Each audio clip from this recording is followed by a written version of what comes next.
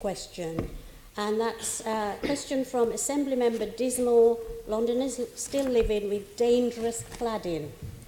Thank you, Chair. I was with some of the community from and around Grenfell Tower last night.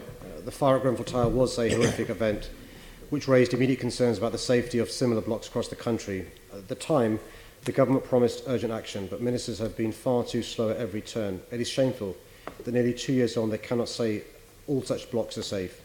Following the fire, councils and housing associations moved quickly to begin remediating unsafe blocks they own. Many did so before the government agreed to cover the costs of doing so. It was nearly a year after the fire before ministers finally announced funding for social landlords to remove ACM cladding. We've asked the government to broaden its scope to cover other types of unsafe cladding too. But the situation is worse for privately owned blocks.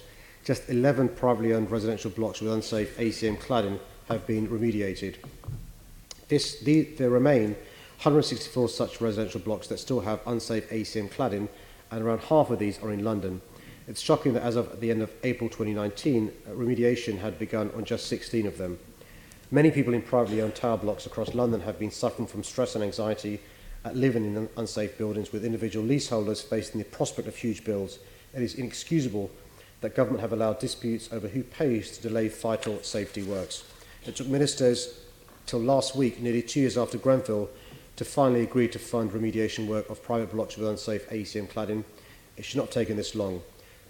I've written to ministers about this 3 times, and just last week I joined the National Housing Federation, the LGA, council leaders and others in support of Inside Housings and our Cladding Scandal campaign, calling the government to fund these. Despite the funding being welcome, we still have many questions, such as how ministers will ensure leaseholders are protected from high costs of interim fire safety measures, and how dangerous non-ACM cladding not covered by this fund will be remediated. Well, thank you for that comprehensive answer. Whilst the government won't publish the actual numbers of ACM-clad buildings in London and in the rest of the country, which I think in itself is pretty outrageous, would you agree that progress in removing flammable cladding has been at a snail's pace? Figures just obtained reveal that in the social sector in London, 4,600 homes out of 8,400 nationwide have ACM cladding yet to be removed. In London's private sector, 10,600 homes out of the national total of 16,400 are in blocks yet to be remediated. So altogether, 15,200 London homes are at risk from ACM cladding. And the government's new fund for private sector freeholders is only open for 3 months, which generally seems to be an unrealistic time frame and inadequate in the amount, given the scale of what needs to be done. The GLA has been administering the social sector remediation fund in London. Will you consider how this expertise can be used to get swifter action in the private sector? Yes, I think you're being very generous when you say the government's moved at a snail's pace on this.